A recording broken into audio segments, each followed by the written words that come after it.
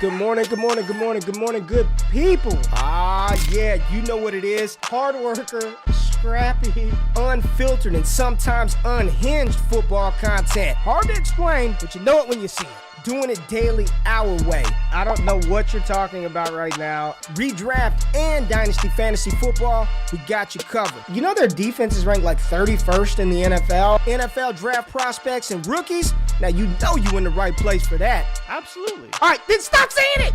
Then we're done. And prop bets with my man JRich. Count that money, man. Now wipe the crust out of your eyes, get you a cup of coffee. It's time to wake your ass up with Ray G. You honestly are making absolutely no sense and you sound silly as hell.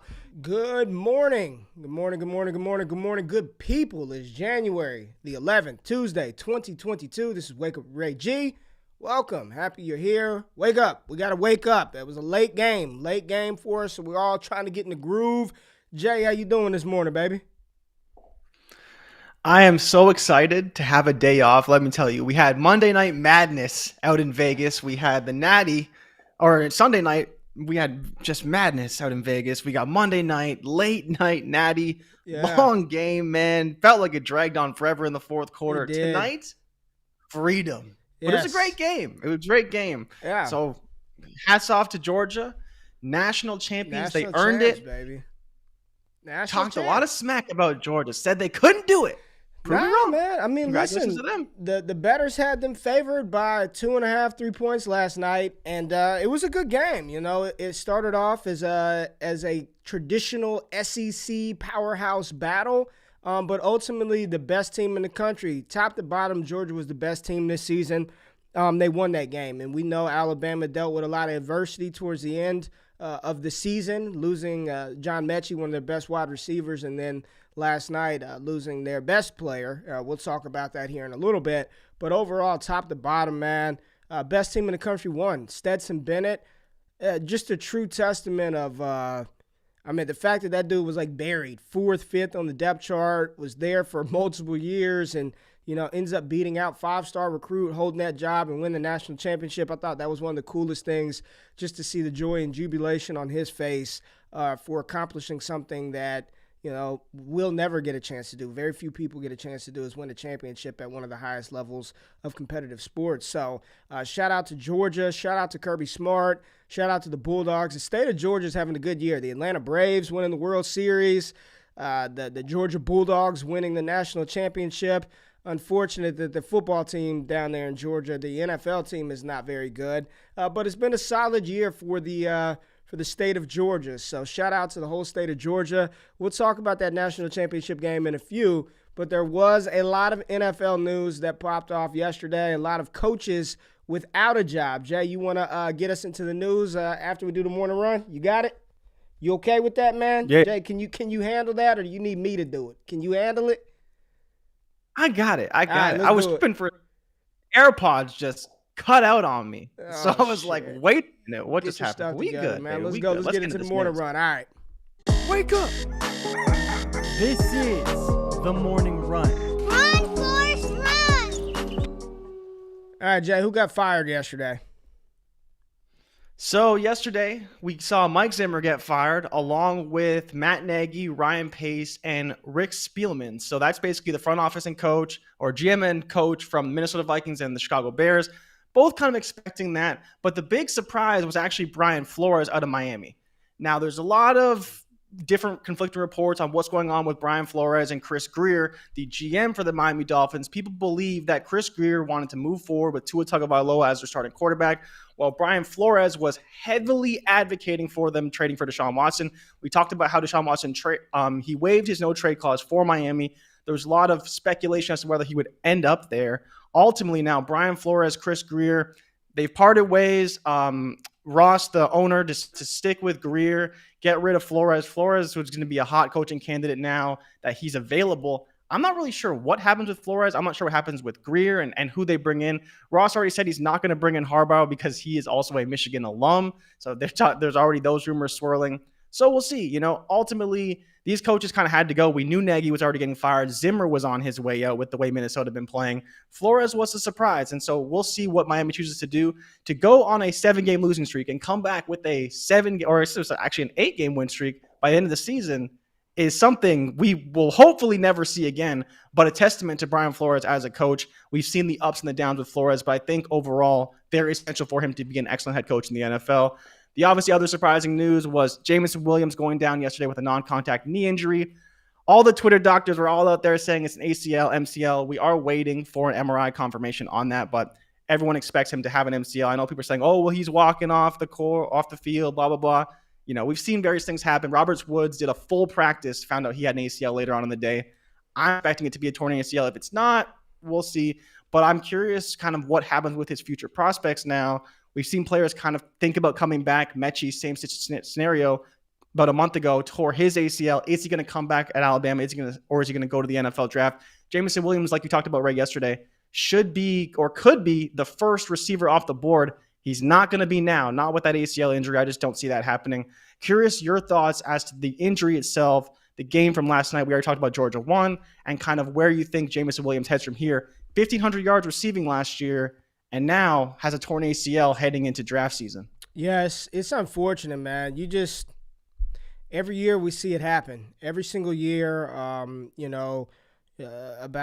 believe it was 2016, Notre Dame, Ohio State. Jalen Smith was projected to be a top 5 pick, shreds his knee up in the final game versus Ohio State, drops to the second round.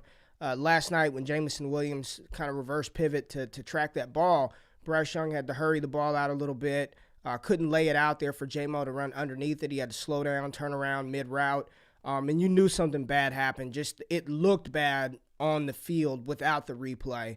And then the replay, you could just tell something bad happened. Limped off the field. What's that mean for him moving forward? I mean, he tore something. Something is not right in his knee. ACL, MCL, I'm not a doctor, but it doesn't look good for Jameson Williams. Now, the good thing is I think he put enough on paper this year, enough on tape where an NFL team is going to say, I see the talent. ACL injuries are not the death sentences of the past, and they're still going to draft him relatively high. Is he going to come off of the board as the first wide receiver? Strong chances, absolutely not. No, not with the depth in this class. It's going to push some other guys up a little bit higher, cause Jameson Williams to fall a little bit. Where he falls to, I don't know. In my opinion, he's still a second-round pick at worst. I don't think he's falling outside of the top 64 players in this draft, and he's one of those guys that's probably going to start the season probably on the PUP list, and maybe you get him back midway through the NFL season next year. I still believe in the talent. You can tell. I mean, just as easy as he got down the field on Georgia, he was due for a big game. Those defensive backs didn't want any of those JMO problems. Unfortunate for him. We talked about him yesterday, I believe, in our mock that we did yesterday. He was coming off of the board right at 110. So it was 110 at Jameson Williams, 111 Sam Howell, and 112 David Bell, the wide receiver out of Purdue. I think what this does, and when we're looking at it from a fantasy perspective, a dynasty perspective, rookie drafts, it's gonna cause Jameson Williams to fall down the board, maybe to the mid-second. So as we go through the second round of this draft, you tell me where you would slot Jameson Williams at, right? Like, so when we're going through, because the second round is where shit gets interesting. It gets real interesting. We're going to have a lot of dissension, a lot of debate in the second round of this Superflex rookie mock. And it's an interesting parallel to kick off because the player coming off of the board at the top of the second round, he also suffered an ACL injury this season, made it back towards the end of the season, really didn't make a huge impact last night. He had one big play, one big catch. I'm talking about Georgia wide receiver George Pickens coming off of the board at 201, player 13 overall, Superflex 2022 rookie mock draft 5.0. George Pickens, like I said, tore his ACL early in the summer, I believe. It was the spring or the summer, worked his way back. I believe it was the spring he tore his ACL. Worked his way back, came back on the field towards the end of last season, made a big play last night, but sort of was a part-time player after returning, which is probably the smart thing from Georgia doctors, not to overwork him, not to, to push him too far They have got an outstanding core of pass catchers there already with Jermaine Burton and Brock Bowers, so no need to force George Pickens on the field. The question is, how healthy is Pickens and where does he go in the NFL draft? I think that's the biggest sort of question mark around George Pickens. I've heard some rumblings that maybe the NFL isn't as high on George Pickens as maybe we are in the fantasy space. I love him, man. I mean, you see the downfield ability. The defensive back, he got away with a little bit of a push-off, but great wide receivers are able to subtly push away the defensive back. You see the outstanding body control, the hands. He's a massive target. It's going to come down to how teams feel about his health, his knee, his explosiveness. Can he separate at the next level? But right here at the top of the second round, you say J-Mo goes down, everybody gets pushed up. George Pickens is looking like a potential first-round pick in rookie drafts. I'm a fan of the big playmaker. As a freshman, he had 727 yards, 8 touchdowns, broke out at 18 years old. So he has early production, doing it in the SEC. Big fan of George Pickens. I'm interested to see where he gets drafted, what the NFL thinks about him, what landing spot he hits. But I like the talent. I think he's a top 6 or 7 wide receiver in this class, no doubt. And that's pretty damn solid considering the group that we have ahead of him. So George Pickens coming off the board at 201, followed by one of my favorite wide receivers in this class, a player that's growing on me every single day. Every time I turn on the tape, when you start to dive into his analytical profile, it's Kentucky wide receiver Wan'Dale Robinson. Now, Wan'Dale spent 2 years at Nebraska. And when he was at Nebraska, he was kind of a gadget wide receiver, running back. No one really knew what he was. It's like, man, is he a running back? Is he a wide receiver? Is he ever going to get an opportunity to try to play as the guy?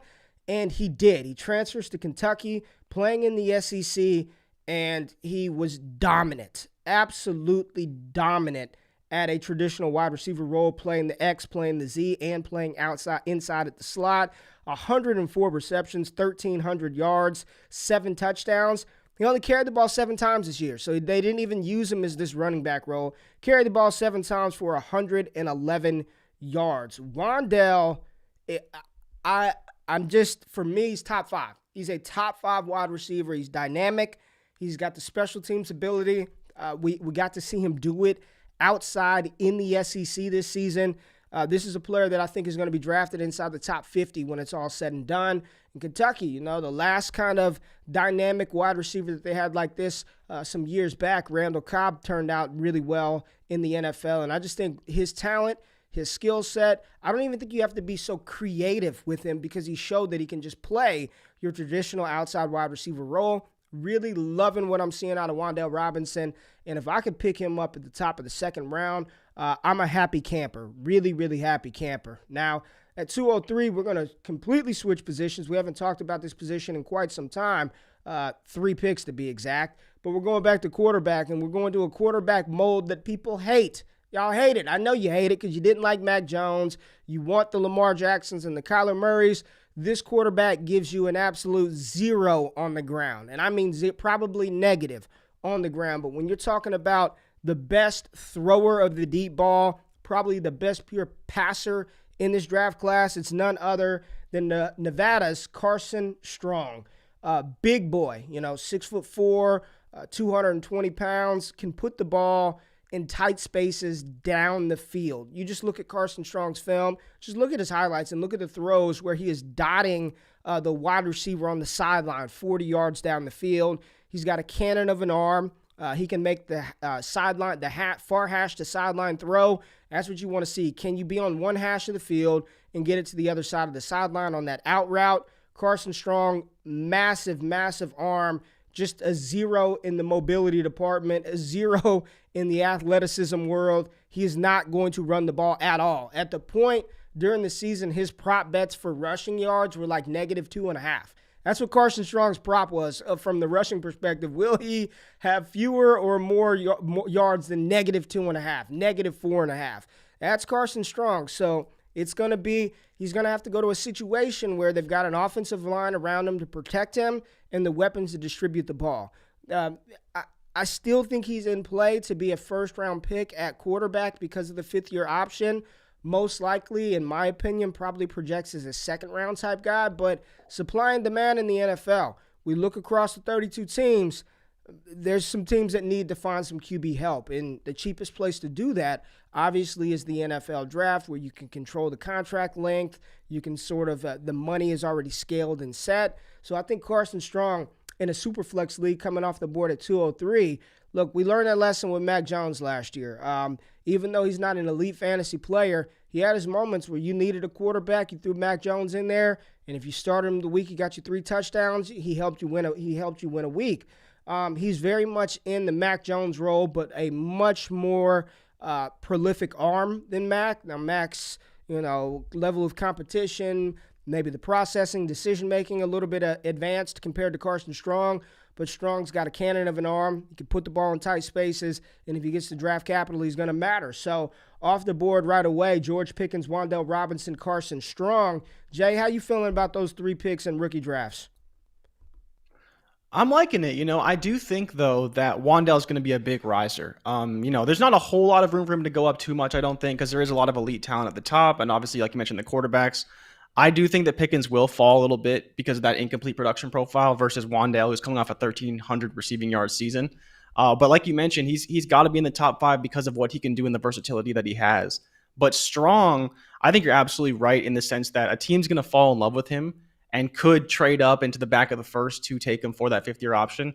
He's just one of those guys that has that tantalizing upside that the NFL just loves to chase. They love those big arm statue quarterbacks that can stand in there and deliver the ball all over the field, and I think Strong was exactly that.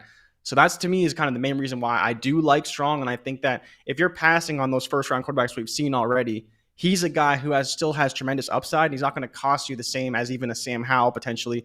We'll see where he gets drafted. Ultimately, that's going to be the deciding factor. If he goes to a bad team with a bad offensive line, I might be all out on Strong in first year to see kind of what happens with him, but the talent is just oozing, and you saw it, 70% completion for his past 2 seasons, and he threw the ball over 500 times. But like you mentioned, I think he was like minus 250 in the rushing yard department this season. So definitely no rushing upside from Carson Strong. Yeah, this is the Evan. This is the issue with Wan'Dale.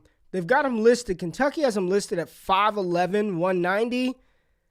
I'm not buying that. I mean, you look at his high school profile. I think they had him listed at 5'8.5". So if he grew 2.5 inches from his high school years which is totally plausible, right? But I'm watching him and I'm like, because I thought he was more Rondale.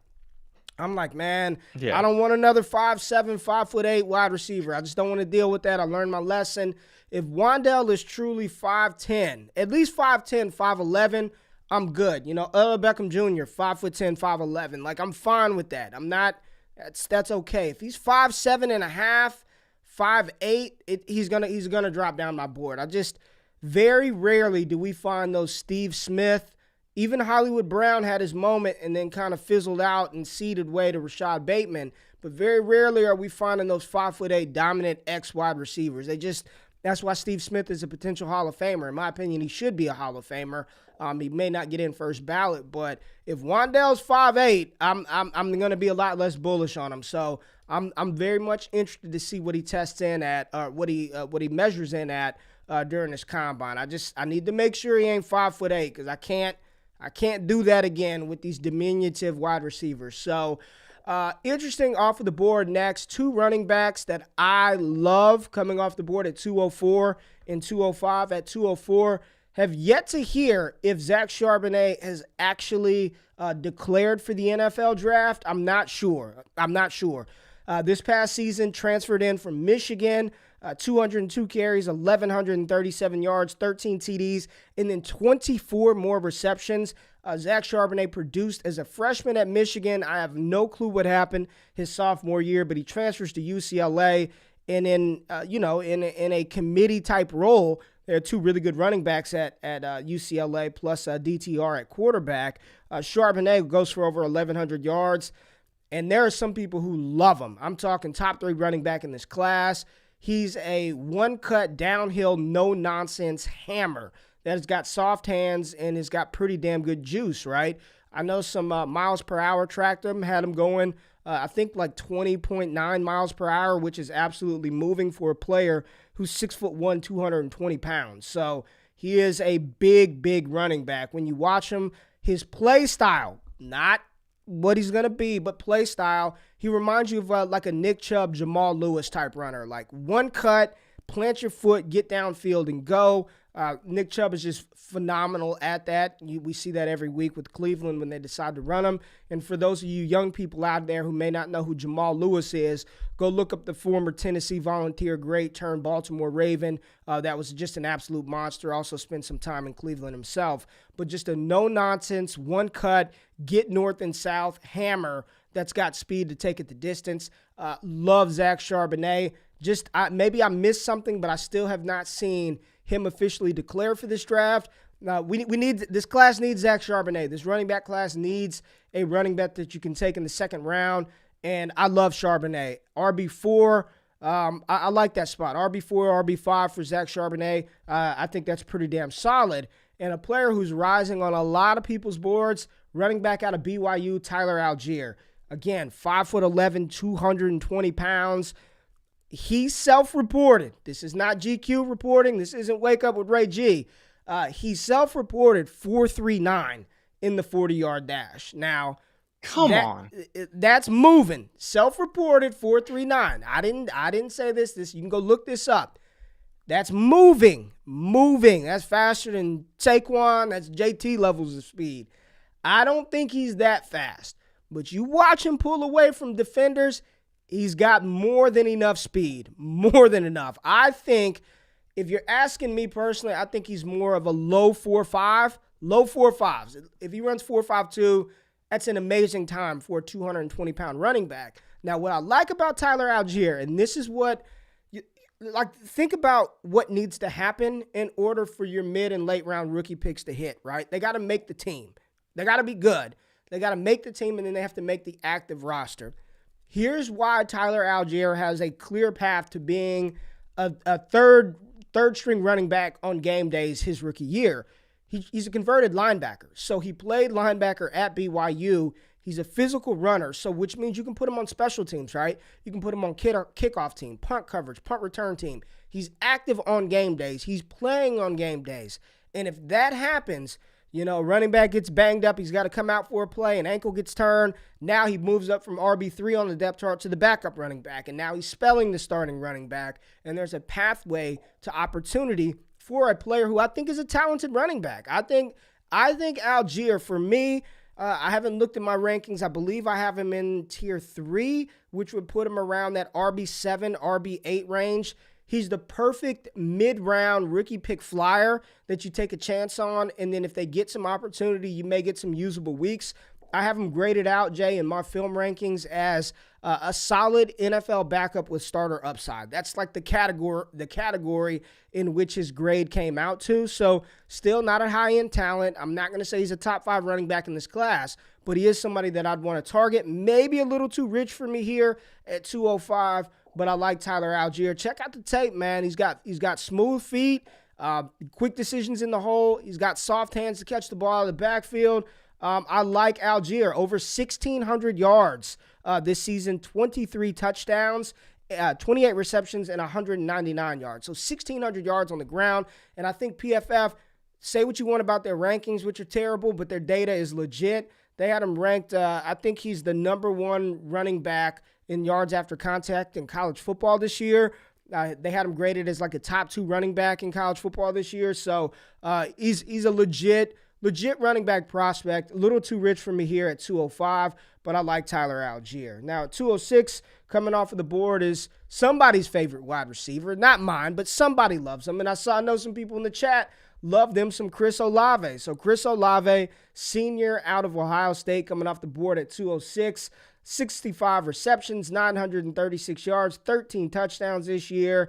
That Ohio State pass catching room is insane. I mean, you have Jackson Smith-Njigba, who's probably the top-rated wide receiver in 2023. Garrett Wilson, some people's top-rated wide receiver in 2022, and then Chris Olave. Not to Emeka Mbuka, Julian Fleming, Marvin Harrison Jr. It's just insane talent at Ohio State. Chris Olave, a smooth route runner, outstanding body control. His ball tracking ability is there. He's got speed to take it over the top. I like him. I don't love him. I like him, don't love him. A lot of people have asked me, who does he compare to? I don't know, man. He kind of reminds me of like a great value version, and that's no disrespect. People say poor man's. I'm trying to figure out something else. Emmanuel Sanders, smooth route runner, explosive in and out of his breaks. I see good NFL player when I look at Treylon Burks, when I look at Jameson Williams, when I look at Drake London. I see special, command the ball, dominant, number one wide receivers. I think Chris Olave is a good compliment. Just think, let's play the match game. Chris Olave paired with Devontae Adams in Green Bay. Great fit. They're looking for a number two. They're looking for somebody opposite of Devontae Adams to take some pressure off of Aaron Rodgers and Adams. Great fit for him. Chris Olave having to go to what team needs a number one wide receiver in the worst way? Houston still has Cooks. The Raiders. Cleveland. If he goes to Cleveland, I don't know if he can be that top guy for Baker. Like I don't know if he can be that guy. I don't know if he can be the guy. I think he's a good complementary player. I don't know if he's the guy. And when I'm taking shots on wide receivers, I want cats that I think can be the guy. I thought Jameson Williams, and I still think he can be the guy. I think Drake London, Garrett Wilson, and Treylon Burks can be the guy in their offenses. I think Chris Olave can be a guy. And I know a lot of people like Olave. And Bruning said Cleveland. I'm seeing Seattle is a good system. We'll see. The Raiders, maybe that makes sense. My man Ryan Lopes would absolutely love that if Chris Olave goes to the Raiders. But Chris Olave coming off of the board at 206. Now, hot riser for me, I'm all in. I just need to make sure he's not 5'7", 190 pounds. But if he's 5'8", 5'9", 200, 205, I am all in on the player coming off of the board at 207, Notre Dame running back Kyren Williams. Jay, you know I don't throw out frivolous comps for no reason. I don't do that. Everybody's got a comp for a player day one. Everyone's got a comp for every player in the draft already. I can't do that. I don't know. I don't have enough information to make definitive comparisons. As I go back through all the players that I've had comps for, it's less than half of the damn class whenever I'm doing that, because it takes a while to kind of compile everything. Kyren Williams, Jay. Kyren Williams reminds me of Austin Ekeler. I mean, I think he has that type of ability from what he can do between the tackles and then just how good he is catching the ball, compact size. He's a player that NFL teams are going to love, because I know this doesn't score fantasy points. I know this. He is by far, I'd say, one of the most physical running backs in this class and the best pass protection running back you can find, which means I think from day one he will be able to be on the field in third down situations. You look at his stats, right? This year, 204 carries, very Austin Ekeler-ish, 995 yards rushing, 14 touchdowns, 42 receptions, 359 yards, and 3 TDs. He's got 78 receptions for 675 yards and 4 TDs over his last 2 seasons. He's the size, he's listed at 5'9", 195. Austin Ekeler at his pro day was 5'8" and 5/8 of an inch or foot or whatever that 5/8 is. He was 5'8", 190, I think 98 pounds at his pro day, Austin Ekeler. Now, he put on weight at the NFL. They got him bulked up. I think this year he exceeded the most carries that he's ever had. I think he's got like 210 carries on the season. But before that, I think it was like 175, 133. But he's constantly finishing as a top 5 PPR option at running back because he's so good in the receiving game. You can have him on the field on third down situations, and Kyren Williams is that. He is Austin Ekeler. I love Kyren Williams' physicality. He's got enough breakaway speed. He's a tough player. You can use him in space. I'm all in. And if you're telling me I can get an Austin Ekeler type guy at the running back position here at the 207, sign me up. I am ecstatic. I am excited, over the moon, to potentially get Kyren Williams here at the 207. I know he's not going to be everyone's cup of tea. Some people are like, there's no way in hell he weighs 205 pounds. I'm just telling you, Austin Ekeler was 5'8", 198 at his pro day. So you can put on some weight. His skill set, his toughness, his 3-down ability is why I'm so bullish on Kyren Williams.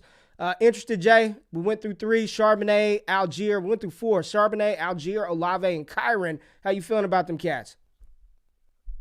So I'm thinking about your comp now for Kyren, and I think that it's very simple.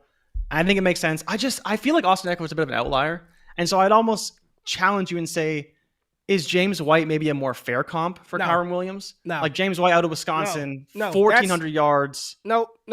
Rushing. Nope. Why not, though? Nope. It's not an outlier. I mean, we've seen these types. Danny Woodhead was another one of those guys. We see these smaller pass-catching satellite plus backs. I think when you're talking about the ceiling and what Kyren Williams can become, I think it's Austin Ekeler. James White is much more. And I saw somebody talking about James Cook today. That inside run that James Cook had last night was by far the best run up the middle of his entire career. He is the epitome of James White.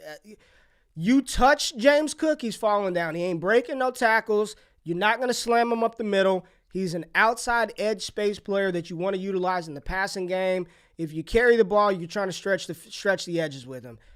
He's not James. He's much more physical of a runner than James White. He's much more prolific between the tackles, and he's carried the load as a starting running back for the past 3 years. I don't think that's it. So just you stay away from the comps. Just tell me what you think about the players. So I like what you said about Olave. And so the other thing with Olave that I like is I think that he can win in the intermediate, which is a skill set that is going to be required in the NFL in the next 5 to 10 years. And for some teams, they've adapted really well. And I almost would comp Olave as far as how I want him to play is almost like a Tyler Lockett. I think that the way Tyler Lockett wins running crossing routes at a slightly smaller frame, although I think he is a little bit faster than Olave. Olave can do the similar things and win in that type of way. You know, you talk about a guy like Robert Woods, who's a little bit bigger, a little bit strong, probably similar speed to Chris Olave. I think that's the way he's going to have to win. So a little bit of a scheme fit there for Olave as far as I'm concerned. Cahrbonet, I think, is clearly ahead of Allgeier in my opinion. But I think to your point, you could potentially get him later in rookie drafts because teams are going to kind of overlook him because he played at BYU, especially if he doesn't test overly well. We did the film session with the patrons, what was that, like a week ago? And you could see it in the footwork, which is where I was surprised. The footwork was what surprised me. And it's kind of, I don't want to make the Ramondre Stevenson comp, but another big guy who, produced well. We saw some good things, but it was the footwork that really separated Ramondre Stevenson in the NFL. And I think Allgeier could see some similar situations. And if it's that footwork that separates him, I'm going to want him because footwork in the whole is crucial to success at the NFL level for running backs. What do you think about Olave with the Chiefs? Oh, I hate it. I don't think I want a wide receiver. There's wide receiver 2s on the Chiefs are not value. I think it would have to be a big time wide receiver. Like if Juju ended up going there where he knew he was getting targets, things like that. Like I think there's a scenario where we could see Kelsey take a little bit of a reduced role. And then as well, the other thing that the Chiefs were missing is that Tyreek Hill wasn't running as many deep routes, right? They obviously couldn't do that because of the way they were being defended. But I think if they had another guy who could run the intermediate potentially, but Olave there, I just don't like the fit. I don't think it works. Man, I think Cleveland actually could be decent if DPJ is really good, but that would be more dependent on DPJ more so than Olave because I think that Olave can do what Jarvis Landry does now, but better, right? He's younger. He's got a better skill set now. Jarvis Landry, obviously, advanced age, getting a little bit older, still a great player, but I think Olave could do what Landry does, but a little bit better. So David agreed with you. I like to give you a little love. He said Austin Ekeler is an outlier, but here's my thing. How? Like, it's not like he's the only smallish running back that we've seen have success in the NFL. I don't understand how he's an outlier. I mean, Danny Woodhead was a top 12 PPR player. Gio Bernard, people were all over him. Like, we've seen this archetype, this build of a running back have success at the NFL level. And there's a common theme with these type of running backs. They're not the back that you're going to hand the ball to 25 times a game. They're not going to get 350 carries in a season. They're not going to sniff 300 carries in a season. What they do is they're efficient when they get the ball. They have the physicality to handle 12 to 15 to 16 touches on the ground, but they are dynamic in space, and they're in offensive situations that utilize the running back in pass-catching ways. Like, that to me, that's not the definition of outlier. Like, that's not outlier. That is a particular type of running back that you target that possesses those unique skill sets that you utilize on your team. Like, I can rattle off running backs that are not your 6'2", 6'1", 220-pound running backs that have been effective in the NFL. So it's not, in my opinion, outlier is Deuce Vaughn. Deuce Vaughn is outlier. Deuce Vaughn at 5'5", 175 pounds, that's outlier if he ever made it and was good. A 5'9", 200-pound running back, that's not outlier. That's skill, that's talent, that's hard work. That's overcoming some of the deficiencies of the draft capital of Austin Ekeler. But his build and how he's utilizing the NFL offense, I just disagree. That's not outlier. That's scheme, that's talent, and that's the archetype of that particular running back that you seek out. That running back doesn't work everywhere. Austin Ekeler doesn't work everywhere. If he goes to New England and all they're trying to do is pound him up the middle, it doesn't work. If he goes to that type of running back, you have to have a plan for them. And I think whatever NFL franchise drafts Kyren Williams, they've got a plan for him. So we got to move on. 208, we're going to go back to the wide receiver pool at 208, and we're going to go to Penn State at Jahan Dotson, one of the most technically gifted wide receivers in this class. His route running ability, separation creation, he is what I categorize as an SS, separation specialist. Jahan Dotson is filthy off the line of scrimmage.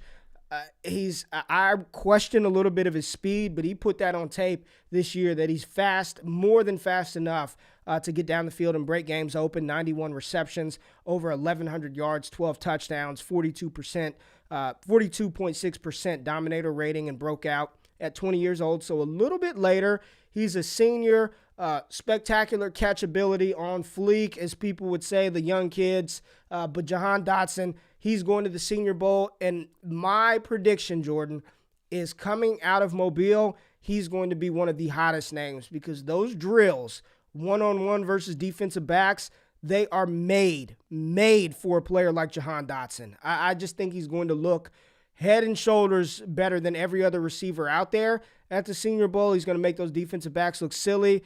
And I definitely think he's a separation specialist. He's gonna get it done at the next level. So I'm in on Jahan Dotson, and if you're getting him at 208, I think that's pretty good value. The wide receiver from Penn State, really like Jahan Dotson. Now coming off of the board at 209, this one is a little shocking because we didn't know what was going to happen with this player. I wasn't sure if he was going to declare, if he was going to come back. He's somebody that I said was RB3 in the 2022 class coming into the season. He had back surgery, neck surgery. I didn't think he was going to play this year, and then he comes back on the field. I can't even believe he had this many yards because it never felt like he was on the field. But I'm talking about the running back from South Carolina, Kevin Harris. Kevin Harris, 5'10", 220 pounds, another one of these massive running backs, right? 152 carries, 658 yards, 4 touchdowns on the season. But Jay, go pull his stats from last year, what he did as a sophomore at South Carolina in his second season. I think it was pretty damn good. I think he went on a tear where he was having ridiculous production towards the end of the season. But Kevin Harris did declare for the NFL draft, and I thought it was a good move.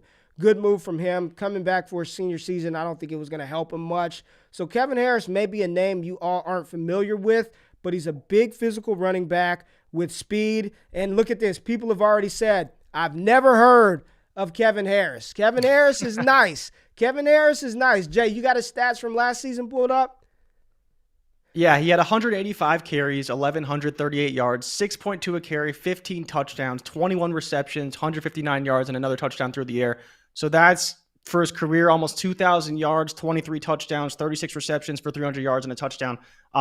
It was actually me who drafted him here. And it's because I really like his skill set. You know, we did a breakdown on him last year. Yeah. And the only thing that I think he's deficient at is his long speed. He doesn't have the long speed for the NFL to break long touchdowns. But we've seen plenty of running backs be able to break long plays. We saw Latavius Murray break a 60-yard touchdown up the middle at 32 years old. Kevin Harris is a running back that can really do everything. And especially when you talk about a guy who can pound it up the middle, can run a zone scheme, can definitely run it between the tackles and obviously still break the edges. We saw him break runs against LSU. We saw him break runs against top SEC competition. He looked fast. Last year, he was really faithful. But he looked fast versus LSU. I'll just say that. He looked fast, and that was a good – and I know some people, Jay, who said going into the season he was a lock to run sub 4.5. So you're saying he doesn't have breakaway speed. There are some people that were like, he's going to run sub 4.5. There's a difference between breakaway speed and long speed, right? I think he's got some breakaway speed, but when you get to the 30, when you're getting 20, 30 down the field, I think some DBs are going to start catching up to him, which is fine. When you're breaking big runs, that's what you want to see. You don't need to see the 70-yard touchdown. You want to see him break the first level, break the second level, and continue to get yards down the field, and Kevin Harris can do that in spades. Love this spot for Kevin Harris. I think he could be a riser, especially if he tests really well. So for me, I think you drafted him a little early. I think he still would have been there in the third. Yeah. I don't think you have to spend the 209 to get Kevin Harris, but if you're telling me in the third round, he's sitting there, he's a fourth round pick in the NFL draft, I'm in on Kevin Harris there. I think you reached a little bit, but you had to get your guy. Bruning said Abram Smith over Harris.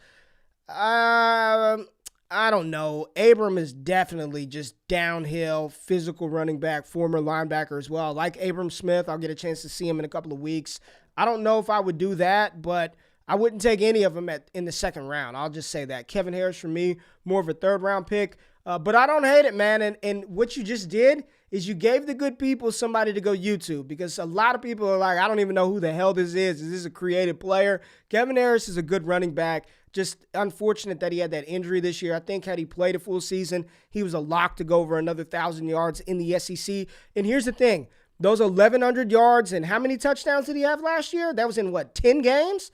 He went for over 11 because 15 it was touchdowns. 15 touchdowns in 9 or 10 games from Kevin Harris last year. 10 games, yeah. 10 games over 1,100 yards. So that just tells you the type of talent in the SEC that Kevin Harris had. Now let's go back to the quarterback position and talk about Matt Bruning's favorite quarterback, one Desmond Ritter out of Cincinnati, coming off of the board at 210. Desmond Ritter, 65% completion percentage this year, over 3,300 passing yards, 30 touchdowns, 8 interceptions, 355 yards on the ground, 6 TDs. We talked about it on the show, man. The Alabama game was a big opportunity, a big audition for Desmond Ritter. I didn't care if they won or lost. I just wanted to see Desmond Ritter display some of the talent and the athleticism. In just at the quarterback position, the dynamic playmaking ability. And for whatever reason, Cincinnati just didn't open him up, man. They didn't open him up. They didn't let him go. I think I'm trying to be objective here, right? Because I'm not the biggest Desmond Ritter fan, but I also watched that game and it's like they didn't run him. He only took a couple of shots down the field, and maybe that was a product of Alabama. I'm not going to – it looked like it was a little fast for Desmond Ritter. It looked a little fast. But Cincinnati, Luke Fickell, they didn't put him in positions I thought to be effective, man. He was second-guessing shit. I don't know, man. What's he going to be, a second-round pick in the NFL, third-round pick? Maybe. I'm not there. At 210, I'd rather have the player after him. I'd rather have a couple of players that get drafted after him here, according to our mock. I hate when people, my big pet peeve is when people tell me to sell them on something. I'm not selling you on shit. I'm not here to sell you on anybody. So I'm going to say what I hate when people tell me, sell me on Desmond Ritter. I'm not seeing it. I'm not seeing NFL. I'm not seeing it with Desmond Ritter. I'd rather take a shot on Bailey Zappi in the middle of the third opposed to take Desmond Ritter at the 210 spot. But Desmond Ritter coming off at 210. Sell me, people. Sell me on Desmond Ritter. Sell me. All right. 211, we're going wide receiver. And again, coming around a little bit more on this guy. We'll see how it plays out. But Justyn Ross, wide receiver out of Clemson. He's not the elite level prospect that we once saw. I was just so happy to see Justyn Ross on the field again after the spinal fusion, neck injury. Like, there was some chance and thought that he wouldn't play again. He gets back on the field, 47 receptions, 525 yards, 3 touchdowns this past season. Incredible for a player who was off for like a year and a half, right? Neck and spinal injury. So I'm happy to see Justyn Ross on the field. Far cry from his freshman season where he went 46 receptions, 1,000 yards, 9 TDs, and truly looked like the next great Clemson wide receiver. That following year, I think T. Higgins sort of dominated that offense and shown that he was the true alpha. I called him T. Higgins apex predator. But Justyn Ross, I still think there's some talent for him to be a solid wide receiver at the next level. Not in on him as an elite asset, but at 211, if you're telling me, Kevin Harris or Justyn Ross, I'd take my chances on Justyn Ross. Again, just incredibly happy to see him play football. And I think the NFL, they're going to tell us what they feel about him, where he's drafted, how comfortable they are with his neck. I'm knocking on wood because we wish no injuries on players. But, the last wide receiver coming out of Clemson that had neck and spinal injuries, Mike Williams, he's had sort of a roller coaster NFL career. At sometimes he looks fantastic and other times he's non-existent. So it's going to be interesting to see where Justyn Ross gets drafted. Really happy for the player, really like the player, but I do think I would prefer every wide receiver that we mentioned ahead of him before I would dive into the Justyn Ross pool. Should be top 10, probably slots in around wide receiver 9 for me, which I think is an appropriate slot for Justyn Ross. And rounding out the 2-round Superflex Rookie Mock Draft 5.0, B-Rob. B-Rob was on the field last night. Fell a little short versus Georgia, but Brian Robinson, the fifth-year senior, 248 carries, over 1,200 yards, 14 TDs, 32 receptions, 2 touchdowns.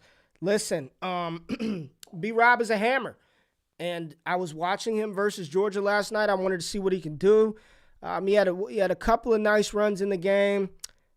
I think he's just a backup running back, right? I think at the next level, Brian Robinson is a backup running back that, if called into duty, could give you some production. But when you're talking about high-end fantasy starter, long-term starting running back, weekly, you can count on him, week in and week out. No, it's a hard pass for me. I think he's a solid backup player that, if called into duty, he can get it done. I'm seeing people in the comments, Leo, I feel you, baby. Leo, I feel you. Leo says in the comments, what? No Rashad White?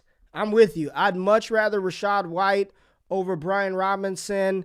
I'm looking at our third round. James Cook, honestly, the best run of his career happened last night up the middle. Just watching it, you blow on James Cook and he's falling down. I don't know, man. Where are you at with Ross, with Ritter, with Brian Robinson, Jay? Ross is tricky for me because, obviously you mentioned the injury, and that's the biggest concern with him. How do teams feel about him? He kind of gives me some Terrace Marshall vibes. A lot of talent that we've seen on the field, but a lot of injury history on top of that. So Terrace Marshall, obviously second-round pick to Carolina, lengthy injury history for him. Ross's injury is even more serious. So I think that if you're using that as kind of a gauge, you're probably looking at third-round pick on the high end. Ritter, honestly, I'm probably not gonna draft him anywhere. I'm just not. Saw the Alabama game, was very disenthused. We talked earlier in the year about Malik Willis when he played Ole Miss, looked terrible, just looked overmatched. You can say competition, you can say the people players he has around him. Maybe it's a bit of everything, but I don't know. It's just when you look so bad, how do you kind of justify it? Brian Robinson, he is what he is. He's actually a better pass catcher than I'll probably ever give him credit for. Yeah. He had 300. He had, I think, 230 receiving yards. He caught 36 passes this year. I was honestly watching that game yesterday. I was like, why aren't they just throwing angle routes to Brian Robinson? Because he is cooking these linebacker safeties when he comes out of the backfield. I'm thinking maybe he could be like a Joik Bell. Remember Joik Bell back in the day? He wasn't the best running back, but he was actually a pretty good pass catcher, right? So you think about a guy who you don't really want on your fantasy team, but if he starts, maybe catch some passes, can run the ball. Obviously, the Alabama pedigree, smart player, lots of experience. You never know. But second round, I'm passing on that. Third round, fourth round, I'm all in. But second round is a little bit too rich in my blood. For I'm like talking about third round. For B-Rob? You talking about for B-Rob? Yeah. Bruning says it's like you talked about, third round for sure. Bruning said Abram Smith over B-Rob as well. At this point, I'm starting to wonder, is damn Abram Smith Bruning's RB5 in the class? I like Abram Smith too. B-Rob, again, I just think he's a backup. He's going to make a 53. He's got to roll at the next level. 100%. But how useful is that? Because he's not going to be, I guess here we go. Here's Brian Robinson. Best case scenario, I got it. I got the comp for Brian Robinson. It's Darrell Williams. There you go. He could be Darrell Williams at the NFL level, Sure. right? Like Darrell Williams, Yeah. he ain't going to flash you doing anything. He gets to the 1 yard line and just scrounges his way in the end zone. He gets 2 touchdowns. His final stat line, 10 carries, 26 yards, 2 touchdowns, 5 receptions, 41 yards out of nowhere. That's in my opinion, that's Brian Robinson. He's a Darrell Williams, Deontay Foreman type running back, not a consistent starter. But here you go at the back end of the second round, Brian Robinson. So let's just recap round 2 for everybody tapping in. George Pickens kicked it off at 201. Wan'Dale Robinson 2-2. Carson Strong, the big signal caller out of Nevada at 2-3. Cahrbonet and Tyler Allgeier, 2 running backs, 204, 205. Olave, Chris Olave, the wide receiver out of Ohio State, 206. Kyren Williams, 207. Jahan Dotson, 208. Kevin Harris, go look him up, 209. Wouldn't take him there. JRich, somebody told me to sell them on you. So we got to sell the people on you being on this show. Drafting Kevin Harris at 209. Desmond Ritter at 210. Justyn Ross, I kind of like the Ross pick at 211. I know there's a lot of injury risk there, but the upside if he does fire at 211. And then Brian Robinson at 212. So there is an early look, and we're going to do this once a month until the NFL draft, a live mock on the show. And we may do one where we get y'all involved and y'all make the picks. We'll figure out how the hell to do that. But overall, major takeaways for me from this draft, if I'm looking at building my dynasty roster, what do we do? I think at the quarterback position, there's a lot of uncertainty. And what I ask you all, and my advice to you, is don't spin your wheels trying to figure out which guy's going to go first, how many are going to go. Like, let the NFL sort of dictate that. If they're drafted in round 1, they're going to matter. They're definitely going to get an opportunity to start, and we'll see how long that lasts for. Is it a season? Is it 2? Is it 3? If they're drafted second round, third round, I'm not touching them in round 1 of the rookie draft. First of all, I don't believe we will have any consensus on who the top quarterback is. Some people say Willis, some people say Howe, some people say Matt Corral, some people are saying Kenny Pickett, and hell, some may say Carson Strong's got the highest upside. There's no need I'm not going to dive into that this year. I don't have the energy to do it. It doesn't matter. The NFL can't get it right. Damn it, we barely can get it right. So if they're drafted in round 1, those are the quarterbacks you want.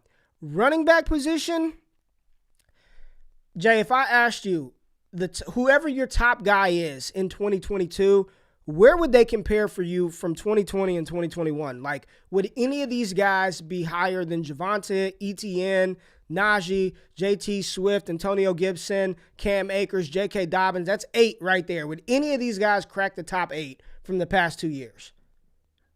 Absolutely not. Definitely going back to 2021, there's no way. The top 3 are still going to be the top 3. I think there's potential for 4. We talked about Elijah Mitchell. Would you keep him at 4 because of situation and because of where he is, not knowing draft capital yet? But definitely the top 3 is staying at the top 3, and I have no problem with that. Breece Hall, maybe. Isaiah Spiller, maybe.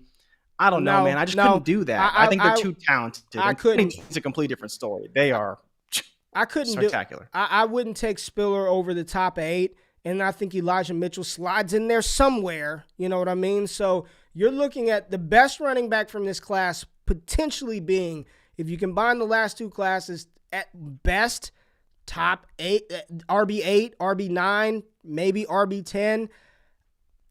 Get the guy that you want. Now, when we talk about the receivers, I think this is where the high-end talent is. And if you're asking me, everyone knows how much I love Devontae Smith coming out, how much we all love Jamar Chase.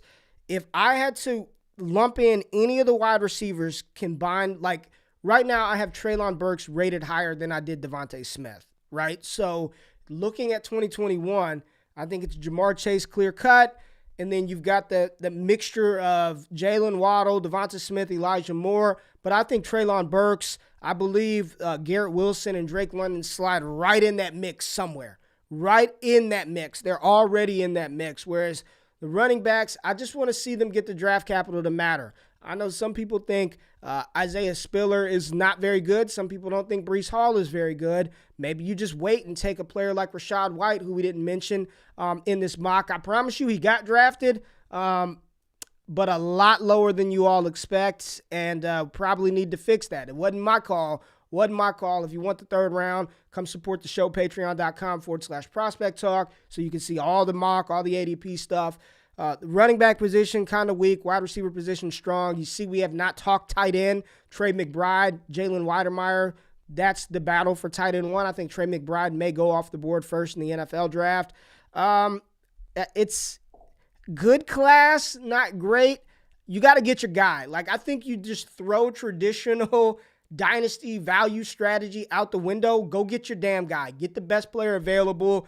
I would be absolutely sick if I'm sitting there at 108 and the value play is the quarterback and you draft Malik Willis and you pass on Garrett Wilson, you pass on Drake London, you pass on these guys and they turn out to be top 15 positional players and you're just left holding the QB 28 bag. I'd be sick. I'd be sick. So I don't think I can do it. What are some of the takeaways that you noticed from looking at all these mocks, from tracking the ADP? What do you think? I think the biggest thing for me is, like you mentioned without saying it, is that I'm probably going to go wide receiver round 1. I probably don't want an overly high rookie pick. If I had a high rookie pick, I'd probably be looking to trade down. It does suck, though, because, we were looking at Burks, Wilson, and Williams, right, as our top 3 tier 1 wide receivers, the guys we were really targeting in round 1 because we really believe in that elite ceiling. Williams hurt now. Kind of circling back to the original question is, where would we take him overall? And I think you take him right before Chris Olave. I think that Jameson Williams' upside, even being injured, is worth a pick more than Chris Olave. Chris Olave is a good receiver, but he's never going to be Jameson Williams. I think that Cahrbonet and Allgeier, based on the ADP we have right now from this mock, they do have some upside there if they go to the right situation. Not to say that Jameson Williams isn't more talented than them, but being hurt, probably not playing for most, if not all of the first season. Carson Strong, I mentioned why I love him. Wan'Dale, we'll see how he tests. And Pickens, ultimately, we'll have to see how he looks throughout the process. But I think he could be a riser. But Dotson, you mentioned, is the guy that will have the Terry McLaurin-esque rise, Senior Bowl star type stuff. We'll see where he gets drafted, but another guy that could be a riser. But I think Williams slotting in somewhere right above Olave, depending where Olave shakes out, is the perfect value for him. But yeah, I'm probably going wide receiver round 1 and potentially wide receiver round 2. I'm seeing a lot of comparables to last season where you have a few good running backs and a lot of talented wide receivers. Even still, I got running backs when I could, but usually I was going wide receiver. And that's just kind of how I played my drafts. I like those back-end first picks, high-end second picks, and then we'll see from there on out. But then you're just targeting running backs after that in the 3rd, 4th round, hoping one shakes out. Thank you for answering the question. I completely forgot. Yeah, J-Mo, I think he's a mid-second. I would still take Jameson Williams mid-second. Before Olave, I don't know. Before Dotson, I don't know. But if I'm sitting there at 207, 206, I think J-Mo's it's not a death sentence. He tore his ACL. He'll be back. He'll be fine. Y'all remember tomorrow we've got the Q&A. So whatever questions you have, if you got questions about who the hell Kevin Harris is or who the hell Abram Smith is, make sure you tweet the show so we can get that loaded up, get y'all on here. We're just going to talk. We're going to talk through Dynasty. I saw some good questions about Clyde Edwards-Helaire, what we're doing with Clyde, what's the best potential landing spot for some of these coaches for our fantasy teams. So make sure you get your questions in. We'll do this tomorrow. But good show. If you want all the access, the Patreon stuff, look in the description. I appreciate y'all tapping in with us every single damn morning that we're here. Love the communication in the comments. Keep it coming. Go check out some of those players. Go check out Kevin Harris. Go check out Abram Smith and stay tapped into the show. We'll be back to holler at y'all tomorrow. Subscribe, like, tell your friends. We out. Peace.